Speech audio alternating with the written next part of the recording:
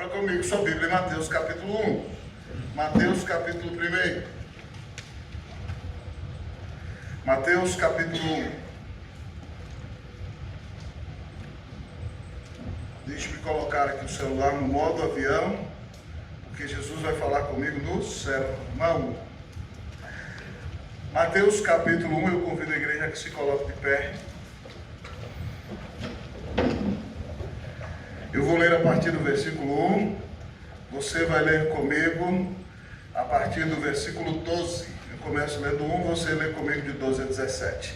Assim diz a palavra do Senhor.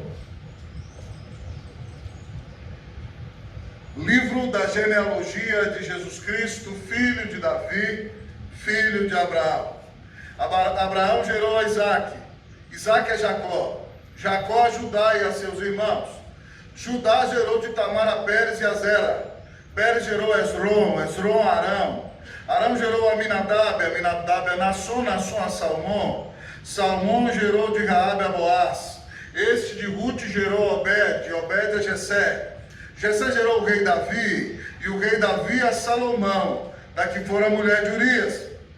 Salomão gerou a Roboão, Roboão a Abias, Abias a Asa, Asa gerou a Josafá, Josafá a Jorão, Jorão a Uzias, Uzias gerou a Jotão, Jotão a Acás, Acás a Ezequias, Ezequias gerou a Manassés, Manassés a Amon, Amon a Josias, Josias gerou a Jeconias e a seus irmãos no tempo do exílio na Babilônia, todos comigo.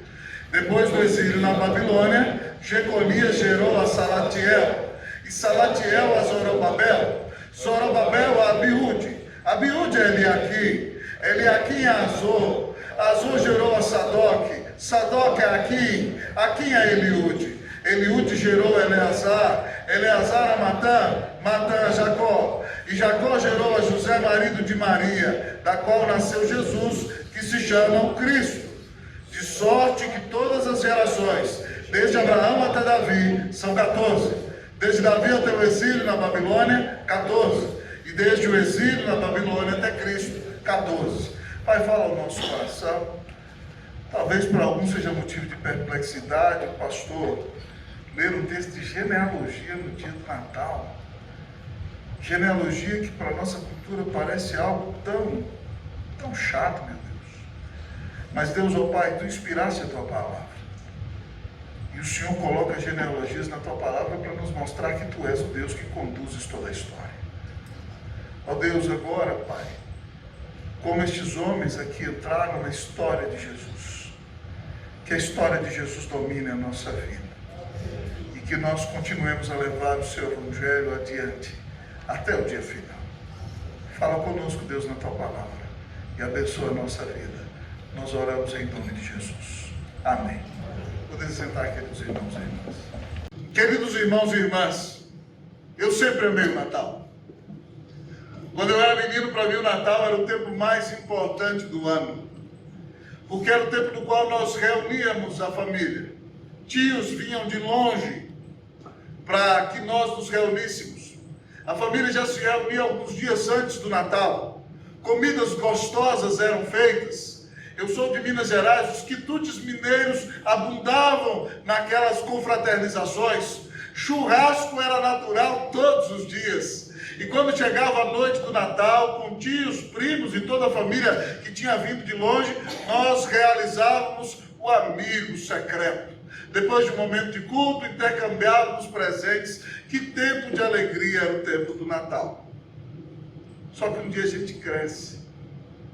E eu fui percebendo que mesmo no meio de uma família que tinha sido ensinada no Evangelho, mesmo que pessoas tivessem ouvido falar de Cristo desde pequenininhas, elas ainda eram pecadoras. E eu percebia que mesmo no meio da minha família crente, por exemplo, havia pessoas que tinham um conflito familiar tal, que chegaram a ponto de ter um divórcio. Houve pessoas criadas na igreja que infelizmente se envolveram com adultério. Houve pessoas que pediram dinheiro emprestado de familiares e não pagaram. E de repente, mesmo numa família que tinha ouvido o Evangelho, nós encontramos as mazelas mais terríveis do pecado. E aí eu me perguntava, meu Deus, que esperança há para todas as famílias? Porque se numa família em que a palavra é pregada e ensinada, você vê a manifestação de quase todos os tipos de pecado, imagine nas famílias que nem tem Deus em sua vida.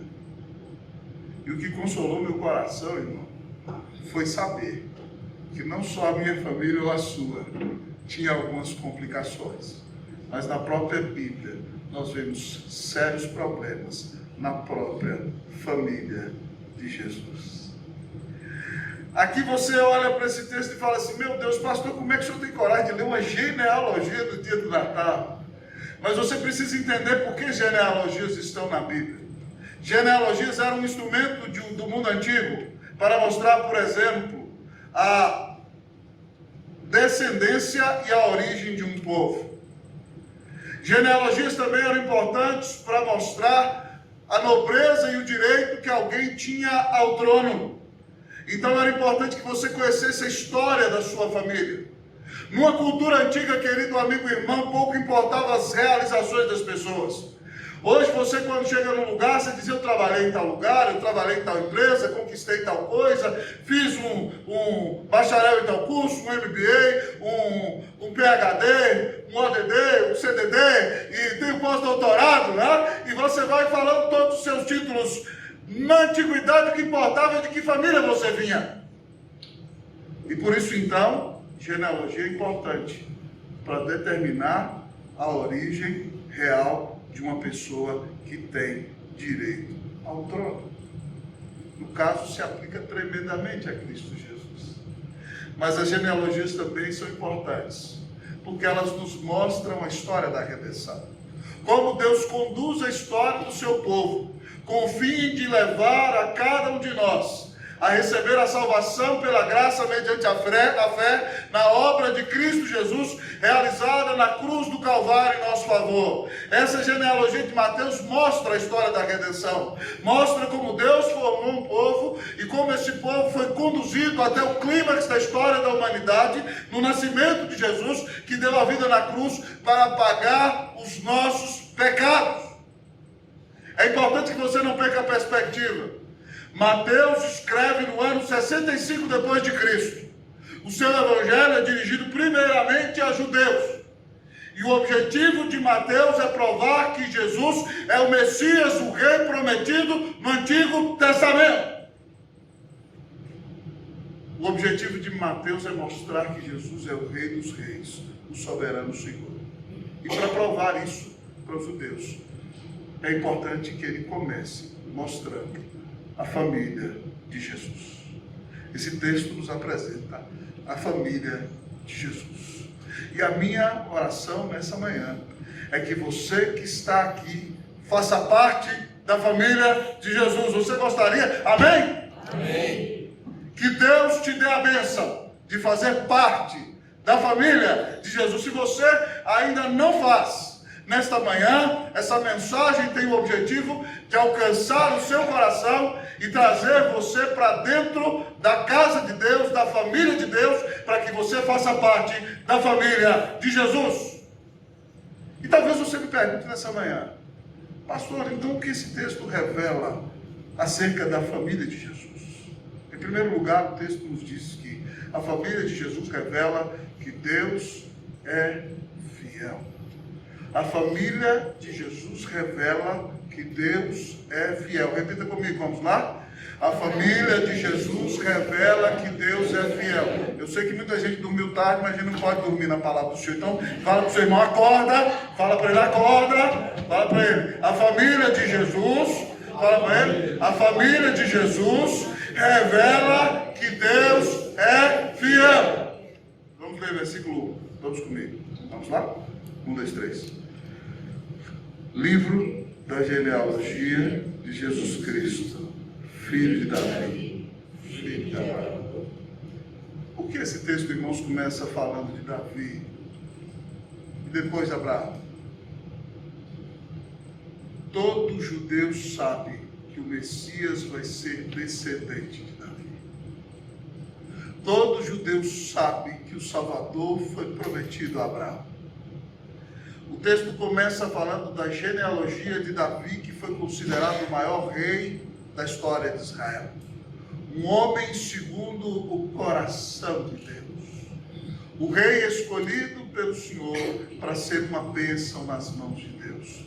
No primeiro livro das Crônicas, do capítulo 17, dos versículos 11 a 14, quando Davi desejava construir o templo, e Deus não lhe permitiu, porque ele era um homem de sangue, ele era um guerreiro, tinha matado muita gente, e Deus diz a ele que seu filho Salomão vai construir o templo. Mas a grande promessa de Deus é o seguinte: Davi, não vai ser você que vai edificar a minha casa, eu vou ser quem vai edificar a sua casa. E Deus faz promessas acerca do reinado de Salomão, que vai ser uma grande bênção. Mas a maior promessa que Deus faz para Davi é sobre o reinado de Jesus. Deus diz a Davi, lá em 1 Crônicas 17, de 11 a 14, que ele abençoaria o descendente de Davi. E ele diz o seguinte: eu lhe serei por pai, e ele me será por filho. O seu reinado será sempre eterno. O seu reino não terá fim. Que bênção maravilhosa, querido amigo e irmão. Deus prometeu a Davi que Jesus, o Rei dos Reis, ia nascer na sua família. E o texto diz que ele seria o Filho de Deus. Eu lhe serei por pai, ele será o meu filho. Jesus é o próprio Filho de Deus, porque é da mesma natureza de Deus. Ele é Deus e homem ao mesmo tempo. E a promessa é que o reino de Jesus não teria fim. E quando você chega ao final deste evangelho, você encontra o Senhor Jesus dizendo: toda autoridade me foi dada nos céus e na terra. Ele domina sobre tudo. O que o texto está dizendo? Essa promessa foi feita a Davi 1000 anos antes de Jesus nascer, meus irmãos e minhas irmãs. O que o texto está dizendo é o seguinte: que Deus é o Deus fiel, que cumpre a sua palavra. Você pode confiar na palavra de Deus. Também a Abraão, se não bastasse a promessa cumprida 1000 anos depois na vida de Davi, 2000 anos antes de Jesus nascer, Deus fez uma promessa a Abraão. Em Gênesis 12:13 ele diz: abençoarei os que te abençoarem, e amaldiçoarei os que te amaldiçoarem. Em ti serão benditas todas as famílias da terra. Deus prometeu que através da família de Abraão, ele abençoaria o mundo inteiro. E como é que ele abençoou o mundo inteiro através da família de Abraão? Mandando o descendente de Abraão, o Salvador do mundo, para morrer na cruz do Calvário. Mas se não bastasse a promessa da vinda de Jesus, querido amigo irmão, antecede mesmo a promessa feita a Davi, ou a promessa feita a Abraão, porque 4000 anos antes de Jesus nascer, quando nossos pais caem em pecado no jardim, o Senhor prometeu a Eva o seguinte: eu vou te dar um descendente que esmagará a cabeça da serpente, e ela lhe morderá o calcanhar. E Cristo Jesus veio ao mundo. Quando deu a sua vida na cruz, aparentemente foi derrotado pela mordida da serpente, mas foi aparentemente, porque na cruz ele venceu, a Bíblia diz. A Bíblia diz que ele triunfou dos principados e potestades na cruz. Quando Jesus gritou na cruz: está consumado, ele estava pisando na cabeça do diabo, para mostrar que o diabo já não tem mais domínio sobre a mim e sobre a sua vida. Ele não pode mais acusar os filhos de Deus, porque Cristo Jesus morreu na cruz para pagar os nossos pecados. Deus é fiel. Que bênção maravilhosa, irmãos. Um dos hinos que nós cantamos, mais cantamos no Brasil, é o hino 32 do nosso hinário, que diz: tu és fiel, Senhor, ó Pai Celeste. Teus filhos sabem que não falharás. Nunca mudaste, tu nunca faltaste. Tal como eras, tu sempre serás. Deus é fiel. Você pode confiar nas suas promessas. No coro nós cantamos: tu és fiel, Senhor. Tu és fiel, Senhor. Dia após dia, com bênção sem fim. Tu tua mercê nos sustenta e nos guarda. Tu és fiel, Senhor, fiel assim. Louvado seja Deus. Uma canção que eu amava no Chico. Dizia assim, ó: Deus do pacto, que guardas tua promessa, que cumpres tua palavra, que guias meu destino. Deus do pacto, confio em tuas promessas, descanso em tua palavra, por tua graça estou aqui. Dezenas de promessas são feitas a respeito de Jesus no Antigo Testamento, e todas elas se cumpriram. Nosso presbítero Osmar leu na liturgia uma promessa feita lá em Isaías capítulo de número 7, que está no versículo 22. Ora, tudo isso aconteceu para que se cumprisse o que fora dito pelo Senhor: eis que a virgem conceberá e dará à luz um filho, e ele será chamado pelo nome de Emanuel, que quer dizer Deus conosco. O Natal nos revela na família de Jesus que Deus é confiável, Deus cumpre as suas promessas. Talvez, querido, você esteja enfrentando grandes problemas na sua família hoje. Talvez você esteja enfrentando grandes problemas na sua vida. Talvez pareça que tudo que você projetou está dando errado. Talvez a frustração tome conta do seu coração. Mas preste atenção: o que Deus prometeu para você na palavra dele, ele vai cumprir. Ele prometeu salvar você se você crescer em Cristo Jesus. Ele prometeu que estaria com você todos os dias até a consumação dos séculos. Ele prometeu que, ainda que você não entenda a vontade dele para a sua vida, será sempre boa, perfeita e agradável. Ainda que você enfrente uma crise, uma tragédia, uma vicissitude, uma perda, uma angústia, um momento de dor. Ele prometeu que todas as coisas vão cooperar para o bem da sua salvação. Ele prometeu que você verá o Senhor face a face na glória. Então, meu irmão, ainda que você enfrente momentos de dificuldade, ainda que você enfrente momentos de angústia, o fato de que Deus seja fiel, ele prometeu que mandaria seu filho morrer numa cruz para pagar os nossos pecados, e ele morreu. Ele prometeu que ele ressuscitaria. Ele prometeu que ele seria levado aos céus. Ele prometeu que Jesus virá em glória. E você pode esperar, porque no último dia aparecerá no céu o sinal do Filho do Homem, e todos os povos da terra se lamentarão e verão o Filho do Homem vindo sobre as nuvens dos céus com poder e grande glória. Ele enviará os seus anjos com grande clamor de trombeta, os quais ajuntarão os seus escolhidos desde os quatro ventos de uma outra extremidade dos céus.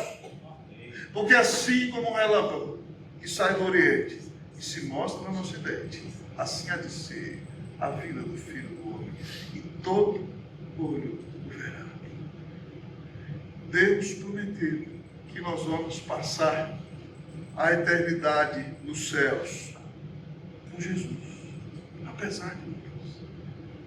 Vontade de louvar quando eu prego em mesa, né? Tem outro canto que diz: lá está o meu tesouro, lá onde não há choro, onde todos cantaremos juntos hinos de louvor ao Senhor. Preste atenção, você não chegou em casa ainda. O Senhor prometeu que nesse mundo você teria aflições, mas tem de bom ânimo. Jesus venceu o mundo. Você passa por grandes perdas aqui, você enfrenta grandes dores aqui, mas o Senhor não te deixa. Ele te abençoa, Ele te carrega no colo, Ele te sustenta. Crave os seus olhos em Jesus.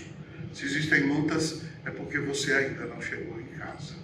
Que Deus te dê vitória sobre todas as suas lutas, amém? E que nesse Natal você confie em todas as promessas do Senhor, porque Ele cumpriu a sua palavra. Ele te amou, Ele deu Cristo na cruz para pagar os teus pecados. Deus é fiel. A primeira revelação da família de Jesus é: Deus é fiel. Pode confiar. Você tem confiado na fidelidade de Deus, na sua palavra e em todas as promessas que o Senhor já fez para você?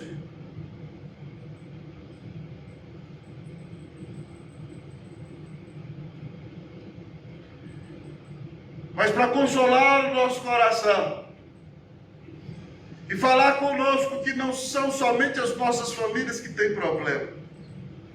O texto continua a nos apresentar a família de Jesus. E a família de Jesus, além de revelar que Deus é fiel, tem outra revelação para nós. Pastor, qual é a segunda revelação da família de Jesus? A segunda revelação da família de Jesus é simples: Deus é gracioso. A segunda revelação da família de Jesus é: Deus é gracioso. Pessoal, no Antigo Testamento havia algumas pessoas que trapaceavam nas genealogias, porque elas queriam assumir posições dizendo que tinham direito, e algumas não tinham e mentiam, e apagavam documentos e colocavam o nome de uma pessoa no lugar de outra. Ou outros que tinham história de algum ascendente da família que tinha cometido um pecado horrível, elas iam lá e apagavam o nome da pessoa daquela história. O ser humano é pecador, sempre tenta dar um jeitinho. Mas a grande prova que a genealogia de Jesus não foi mudada é a seguinte: na genealogia de Jesus você encontra mulheres. Nessa época, mulheres eram desprezadas. E ninguém que quisesse dizer algo acerca de si mesmo que não era, não colocaria mulheres na genealogia. Porque colocar mulheres na genealogia, na época, veja como Jesus valorizou vocês, minhas irmãs. Na época, era ser considerado menos. Era ser considerado como alguém de segunda classe. Na família não havia homens de verdade para provar o valor daquela família. Então ninguém que quisesse mentir ou criar um factoide colocaria mulheres na genealogia.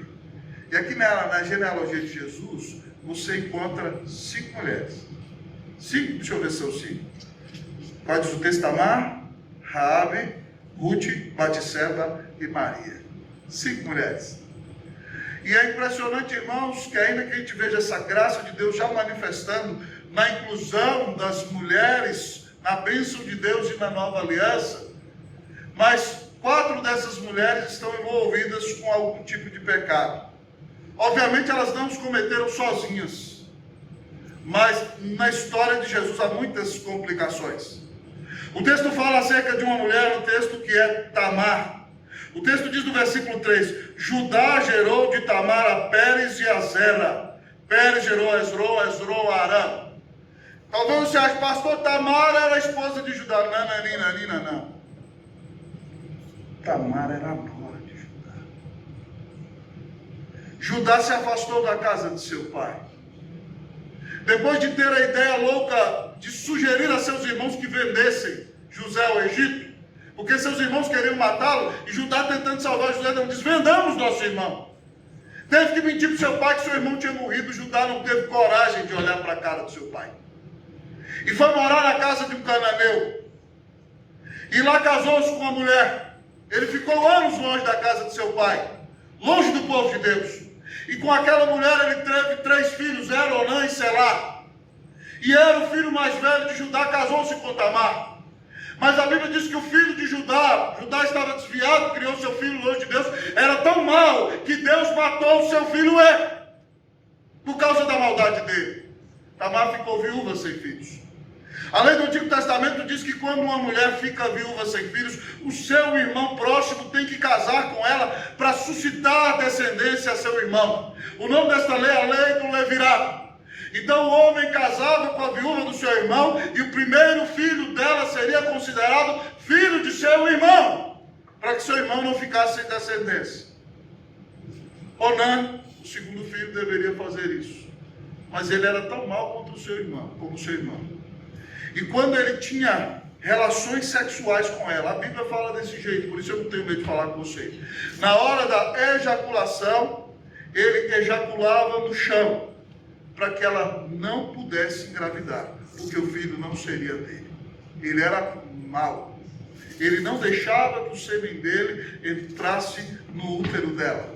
Então ela não engravidava. E por causa dessa maldade dele, a Bíblia diz que Deus o matou, porque ele era mau. Ele não cumpriu a sua obrigação. Então Judá tem um terceiro filho, Selá. Judá tinha a obrigação de dar Selá para ela. Mas Selá, queridos irmãos e irmãs, é adolescente. Falta muito para ele crescer, ainda não está na hora dele casar. E convenhamos, se você tem uma moça que casa com seu filho mais velho e seu filho morre, ela casa com seu segundo filho, seu filho morre, você daria seu terceiro filho para casar com ela? Você fala, essa mulher é amaldiçoada, né? Mas ela ficou na casa do pai dela. Ela era considerada mulher casada ainda. E Selá cresceu e Judá não cumpriu o compromisso. Eu vou resumir a história para você. Um dia Selá foi tosquear umas ovelhas com seus amigos. E Tamar está sendo lesada. Uma mulher sem filhos naqueles dias é considerada uma mulher amaldiçoada. Ela tem o direito de que Selá se case com ela e tenha filhos com ela, mas Judá não quer cumprir a palavra. Então ela foi, fingiu-se de prostituta, colocou uma roupa no seu rosto. O seu sogro não havia muito tempo, não a conheceu. E o seu sogro a viu no caminho, quis ter relações com ela, prometeu dar um cabrito, pensou que ela era uma prostituta. Ela fingiu-se de prostituta. Ela teve relações com o seu sogro, pegou algumas prendas dele e ele prometeu que mandaria o cabrito depois, mas quando mandou o cabrito ela não estava lá. Tamar engravidou do sogro. Isso é incesto. E aí então a Bíblia conta a história de que a barriguinha dela cresceu. Quando ela ficou grávida, contaram para Judá. E ela então era considerada adúltera. Judá falou, vamos tirá-la da casa do pai dela, vamos apedrejá-la, vamos matá-la. E quando eles iam para fazer isso, ela pegou as prendas que Judá tinha dado, dentre eles o seu cordão, o seu selo, o seu cajado, e diz, olha, eu engravidei desse homem aqui. E aí Judá reconheceu o seu pecado e falou, você é mais justa do que eu, porque eu tinha que ter te dado meu filho, não dei. E ela teve gêmeos. Então na família de Jesus, pasme comigo, você acha que a sua família tem problema? Na família de Jesus tem a história de uma moça que teve relação sexual com o seu próprio sogro, engravidou do sogro. E um desses filhos dela, Pérez, é um dos pais de Jesus. Mas o texto conta a história de outra mulher, o texto, Raabe. Quando os filhos de Israel foram libertos do Egito e agora, depois de 40 anos no deserto, estão entrando na terra prometida, Moisés manda Josué conquistar a Jericó. Deus manda Josué. Então Josué envia espias para a cidade de Jericó. E quando eles chegam ali, a cidade fica sabendo. E Raabe, sabe quem é Raabe? É a dona da casa da luz vermelha de Jericó. A dona do prostíbulo. Não só ela é prostituta, mas ela agencia outras para a prostituição. E os escribas correm para a casa dela e ela os esconde no eirado, no telhado onde tem a palha. E os homens falam que nós viemos aqui perseguir aqueles homens de Israel, ela esconde eles. Ela fala, não, já foram embora. Depois ela desce eles pela janela e combina o sinal de deixar um cordão de escarlate vermelho, para que quando o povo de Deus viesse destruir Jericó, não destruísse Raabe nem a família dela. Porque ela cuidou dos servos de Deus, ela creu na promessa de Deus, ela creu na salvação de Deus. Ela era prostituta, mas se arrependeu e ela creu. E quando o povo de Deus destrói Jericó, somente a família de Raabe é preservada. Ao observar a nobreza de Raabe, Salmão, que é príncipe de Judá, a Bíblia diz que se apaixona por ela e casa com ela. E ela é mãe de Boaz, que vem ser marido de Ruth. Presta atenção. Escrito. Na família de Jesus tem uma ex-prostituta. E você envergonhado da sua família. Mas tem outra mulher no texto. A outra é Ruth. Resumindo a história, Elimeleque, casado com Ruth, pega seus dois meninos, Malom e Quilion, no tempo de crise, desobedece a palavra de Deus, vai para Moab, não fica no meio do povo de Deus. Moab significa o mundo. Lá ele trabalha, não tem renda nenhuma, ele morre, seus dois meninos casam, mas seus dois meninos, Malom e Quilion, um significa um nome, o outro fraquinho, o outro doente, os dois morrem. E Noemi, que era a mulher de Elimeleque, que foi para aquela terra, tinha o nome de agradável, deprimida, ficou sabendo que Deus tinha abençoado Belém, sua terra, resolveu voltar. As noras queriam voltar com ela, mas ela não tinha filho para dar para elas. Então uma das noras chora no meio do caminho, ouve o conselho dela e volta para a casa de seu pai. Mas Ruth, esposa de Malom, ela creu no Senhor. E ela fala para Noemi: eu não vou te deixar. Onde quer que você for, eu vou. O teu povo vai ser o meu povo. O teu Deus é o meu Deus. A menina do mundo se converteu. Agora ela faz parte do povo. E ela volta para Belém, para passar fome com sua sogra. E ela vai colher o resto das colheitas de um homem chamado Boaz, que era o filho da prostituta. Era um homem nobre, já velhão. Boaz era o sessentão desejado por todas as meninas. Podre de rico, tinha dinheiro saindo pelo ladrão. Crente, piedoso, santo varão. Mas não tinha olhado para mulher nenhuma, solteirão. O sessentão do momento. Todas as meninas queriam casar com ele. E ele viu Ruth fazendo aquele trabalho. E ele viu a seriedade de Ruth. Noemi entendeu, preparou uma cena. Boaz pediu Ruth em casamento. A menina do mundo, fruto de um casamento errado, foi salva pelo Senhor. E agora faz parte da família de Jesus. Ela é mãe de Obed, que é vô do rei Davi. Que bênção maravilhosa. Meninas do mundo perdidas, criadas longe do Evangelho, podem vir para a família de Jesus. Mas o texto diz mais para nós. O texto nos apresenta a história de uma outra mulher. E a situação é tão grave, tão grave, tão grave, que o texto nem menciona o nome dela. O texto fala, no versículo de número 6, Jessé gerou ao rei Davi, e o rei Davi a Salomão, da que fora a mulher de Urias. Davi é o homem segundo o coração de Deus. Davi é o grande herói de Israel. Davi matou Golias. Davi foi perseguido por Saul durante mais de 10 anos. Davi venceu as batalhas com os filisteus. Davi é o grande herói do povo de Deus. Mas Davi pisou na bola, irmãos. Quando chega 50 anos, depois de muitos anos de guerra, Davi cansou de brigar, mandou seu exército para a guerra. A única casa de Jerusalém que tinha segundo o terceiro piso era dele. Ele ficou dormindo até tarde, até depois de meio-dia. Saiu, olhou na sacada e as mulheres tomavam banho nos seus quintais, porque ninguém tinha segundo piso dentro de casa, era normal. Ele viu a mulher mais bonita de Israel tomando banho no quintal dela. E ele a cobiçou. Ele é o rei. Mandou trazer, possuiu a mulher. Ela ficou grávida. Mas a mulher é esposa de Urias, soldado de Davi, que tem lutado por ele há muitos anos. É filha de Eliã, um dos seus generais, um dos seus capitães, um homem leal a Davi. É neta de Aitofel, um dos grandes conselheiros de Israel. Davi engravida a mulher. Escândalo, o rei já é passivo de morte.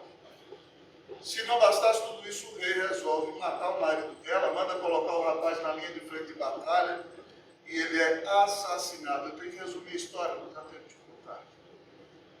A situação é tão grave que Mateus tem até vergonha de nomear o nome da senhora, Batseba. O maior rei de Israel, um homem de Deus, caiu no fundo do poço, adulterou, matou. Você colocaria esse homem na sua família? Deus perdoou o pecado desse homem. Deus perdoou o adultério dele com Batseba. Deus deu a eles a honra. Deus manteve esse homem na família de Jesus. Não existe pecado tão sujo que Jesus não possa lavar. Não existe pecador tão perdido que Jesus não possa encontrar. Não existe pecador tão endurecido que Jesus não possa quebrantá-lo.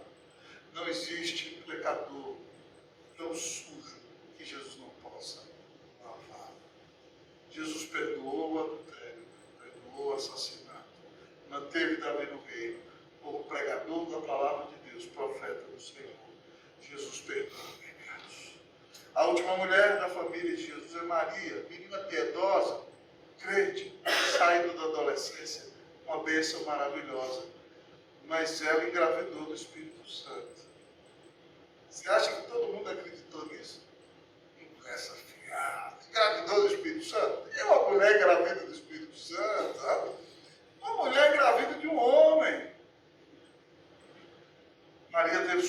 coração colocado em xeque, mas ela disse que se faça na minha vida a vontade do Senhor. O que o texto está dizendo para mim? Que Deus é Deus de graça. Deus é Deus que perdoa pecados. Talvez você está aqui e está me dizendo, pastor, minha família está complicada. Por causa da eleição tem gente que brigou com gente e agora tem gente que não está se falando.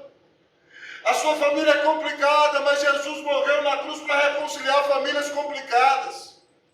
Tem gente na sua família que está com o coração rebelde, que está longe de Deus, talvez você já tenha perdido a esperança. Não perca a esperança. O Filho de Deus veio ao mundo para salvar os pecadores. E ele mostra isso, permitindo que pecadores com pecados escandalosos estejam presentes até na sua própria família. E talvez você está aqui nessa manhã e você diga, pastor, a minha história é muito complicada. Se eu fosse narrar a minha história, o meu passado, e ninguém nem me aceitaria nessa igreja. Preste atenção, meu irmão. Na família de Jesus tem sogro que dormiu com a nora. Na família de Jesus tem homem que casou com prostituta. Na família de Jesus tem alguém que casou com a menina do mundo e Deus por graça converteu. Na família de Jesus teve um rei segundo o coração de Deus que adulterou, matou, mas o Senhor perdoou. Na família de Jesus tinha uma menina que ninguém reconhecia e ela foi escolhida para ser a mãe do Filho de Deus. Então, se você tem terríveis pecados na sua vida, eu gostaria de lhe dizer que se você se arrepender dos seus pecados nesta manhã e crer que Jesus Cristo é o Filho de Deus, não importa os pecados que você tenha cometido, porque o Filho do Homem veio buscar e salvar aquele que se havia perdido. Não importa se você mentiu, não importa se você roubou, não importa se você matou, não importa se você adulterou, não importa se você viveu uma vida de pecado mas pobre. Se você se arrepende dos seus pecados e crê que Jesus Cristo te amou e deu a vida na cruz para salvar, você vai ser perdoado de todos os seus horríveis, feios, tristes pecados. Porque a Bíblia diz, porque pela graça sois salvos, mediante a fé, e isso não vem de vós, é dom de Deus, não de obras, para que ninguém se glorie. Que você se arrependa dos seus pecados nesta manhã, amém, meu irmão? Amém.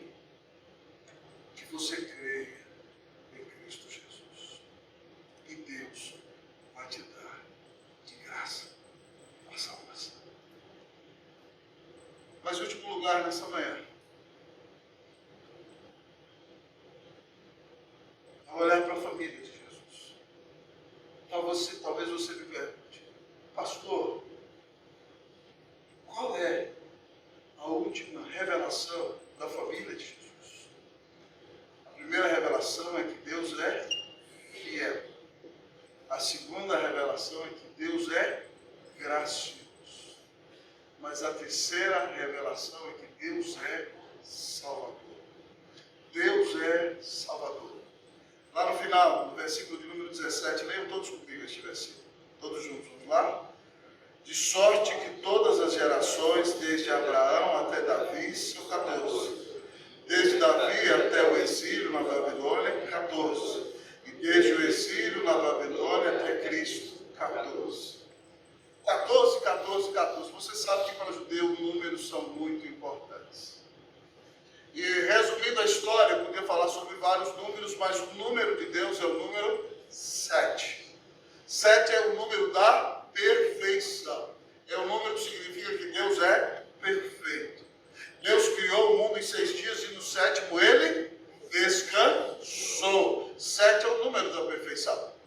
Há duas interpretações possíveis para esses 14, 14, 14 aqui.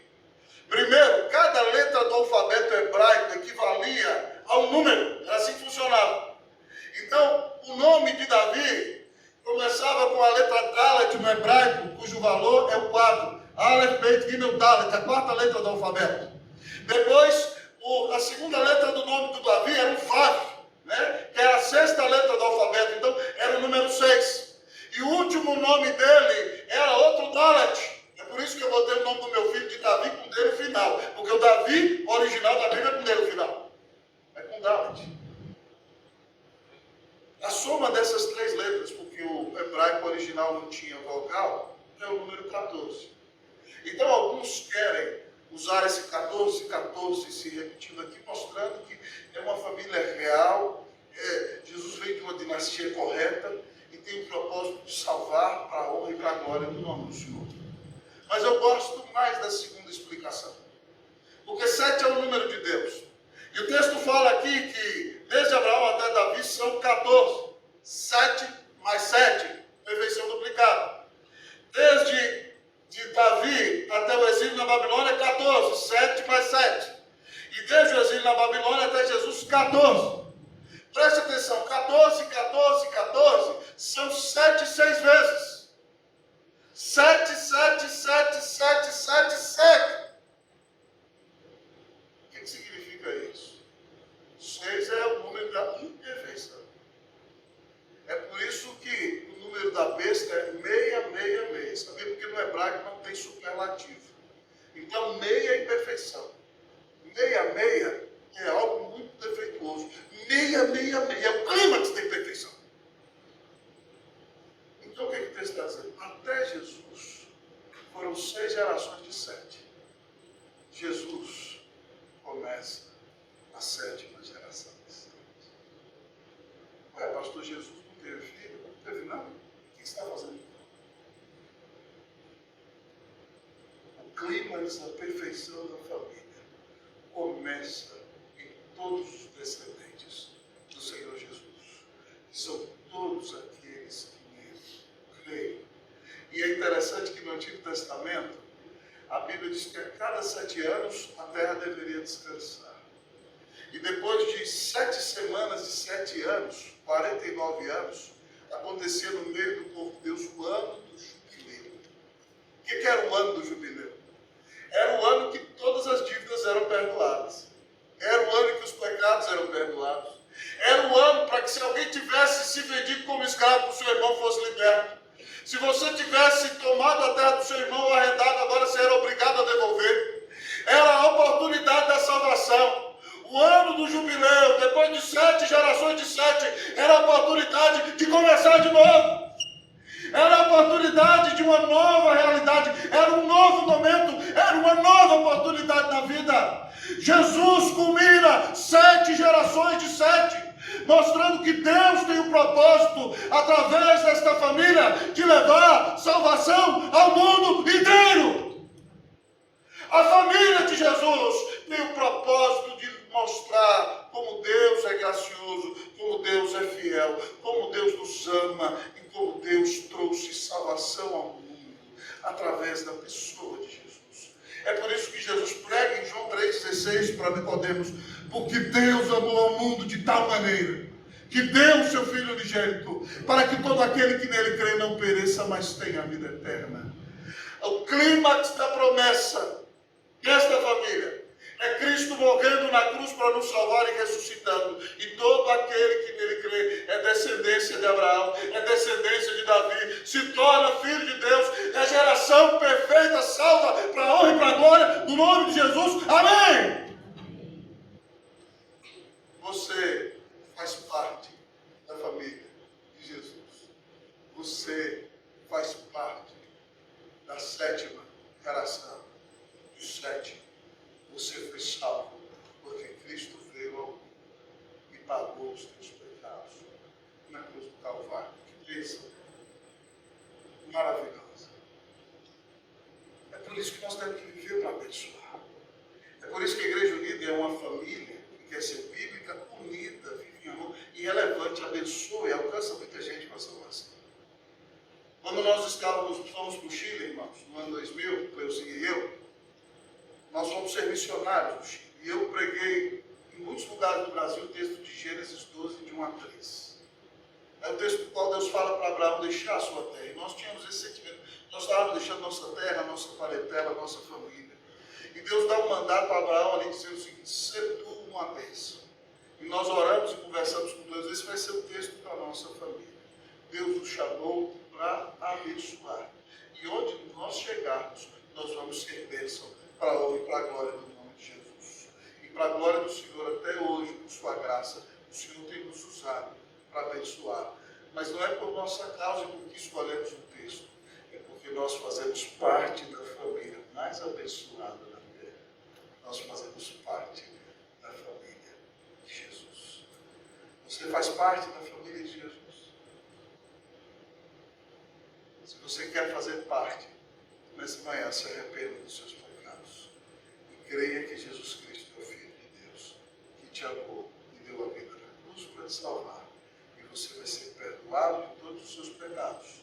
E vai ser um instrumento de Deus para abençoar esse mundo. Pregando o Evangelho a toda criatura. 777 revela que Jesus é rei. 14, 14, 14 vem da descendência real. E no final do Evangelho, quando diz que tem toda a autoridade no céu e na terra, Jesus diz: ide, portanto, e fazei discípulos de todas as nações. Se você faz parte da família de Jesus, essa família tem a missão de abençoar, pregando o Evangelho a toda criatura. Você tem que despertar-se do sono para cumprir a missão da sua família, que é pregar o nome do nosso grande Senhor e Salvador a todos aqueles que estão perdidos, que estão longe do caminho do Senhor. Nessa manhã, desse Natal, o Senhor manda dizer a você que Ele vai cumprir todas as promessas. E apesar de qualquer pecado horrível que você tenha cometido, se você crê em Cristo Jesus, Ele te perdoa. E ainda que a sua família tenha sérios problemas, Ele pode restaurar a sua família. E se você de fato crê que Jesus Cristo é o Filho de Deus, você recebe a salvação e faz parte da família e tem a missão de levar a salvação até os rincões da terra. Que Deus te abençoe, que nessa manhã, nesse Natal, você faça parte da família de Jesus. Que Deus nos abençoe.